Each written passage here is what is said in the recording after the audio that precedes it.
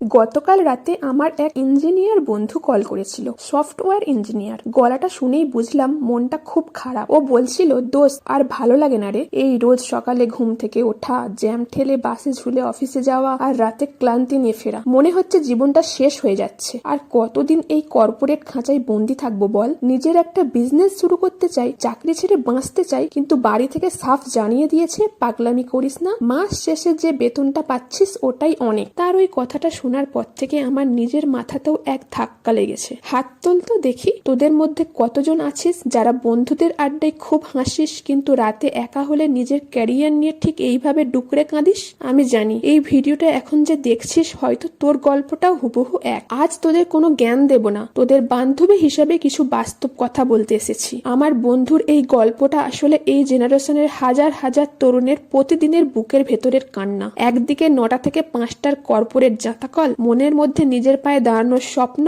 আর অন্যদিকে পরিবারের secured ফিউচারের pressure. এর ভিডিওটা আমার এক বন্ধুর ব্যক্তিগত অনুভূতির প্রতি সম্মান জানিয়ে তৈরি। আশা করি আজকের এই প্রাণখোলা আড্ডাটা তোদেরও ভালো লাগবে। শেষ পর্যন্ত আমাদের সাথে যুক্ত থাকিস। তবে প্লিজ ভিডিওতে একটা লাইক দিয়ে চ্যানেলটি সাবস্ক্রাইব করে পাশে থাকিস। দৃশ্যটা কল্পনা কর, মাস শেষে একটা বাধা মাইনে, এসি কেবিন আর সফটওয়্যার ইঞ্জিনিয়ার নামক একটা চকচকে ট্যাগ।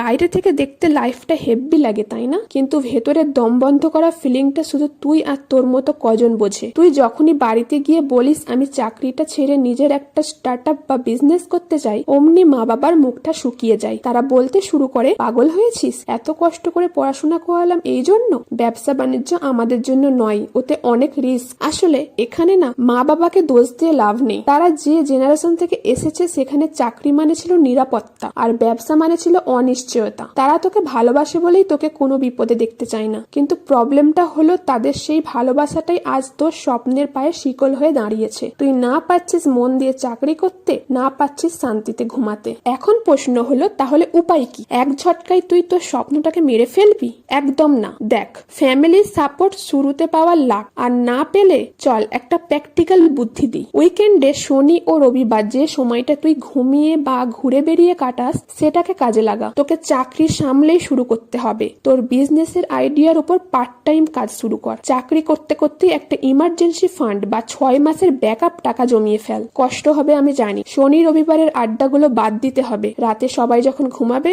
তোকে তখন নিজের জন্য খাটতে হবে। মুখে ফ্যামিলিকে আমি ব্যবসা করবো বলে অশান্তি না করে চুপচাপ কাজটা শুরু করে দে। যেদিন দেখবি তোর পার্ট টাইম কাজ থেকে প্রথম ইনকামের টাকা দিয়ে মিনিমাম খরচটা উঠে আসছে, তখন বাড়ির লোককে ডেটা আর প্রুফ দেখিয়ে বলবি। তখন মা বাবাও তোকে আটকানোর ভরসা পাবে না। ভিডিওটা শেষ করার আগে একটা কথাই বলবো, স্বপ্ন যখন তোর, লড়তে কিন্তু তোকেই হবে। ফ্যামিলি আজ পাশে নেই, ঠিক আছে, তুই একাই শুরু কর। একদিন তারাই তোর জন্য গর্ব করবে। কষ্ট হবে, রাত জাগতে হবে, কিন্তু মনে রাখিস আজ থেকে 5 বছর পর যেন আফসোস না হয় যে ইস, তখন যদি একটু চেষ্টা করতাম। নিজের স্বপ্নটার জন্য লড়তে থাক। ভিডিওটা ভালো লাগলে তোর সেই বন্ধুদের সাথে শেয়ার কর যারা এই একই সমস্যায় ভুগছে। দেখা হচ্ছে পরের ভিডিওতে। টাটা।